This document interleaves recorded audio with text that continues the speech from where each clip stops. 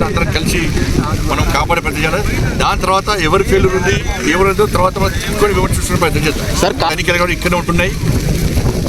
ఈ వర్షాలు పూర్తి అయ్యే వరకు కూడా ఇక్కడనే ఉంటాయి. ఎప్పుడు ఆపద వచ్చినా ఎప్పుడు కష్టం వచ్చినా వాళ్ళు సేవ్ చేయడానికి సహకరించడానికి ఇలా అమిత్ షా గారు రాజ్నాథ్ సింగ్ గారి యొక్క ఆదేశాల వరకు వాళ్ళు వచ్చిన్నారు కాబట్టి తప్పకుండా కాపాడే ప్రయత్నం చేస్తాం. ఇప్పుడు అందుబాటు ఏంటంటే కొంచెం వాతావరణం అనుకూలించాలి. కొంచెం వర్షం తగ్గి వాతావరణం అనుకూలిస్తే ఎప్పటికప్పుడు వచ్చి తీసుకొచ్చే ప్రయత్నం చేస్తాయి. కాబట్టి దాన్ని మనం ఎట్లా ఉపయోగించుకోవాలి పునర్జన్మ.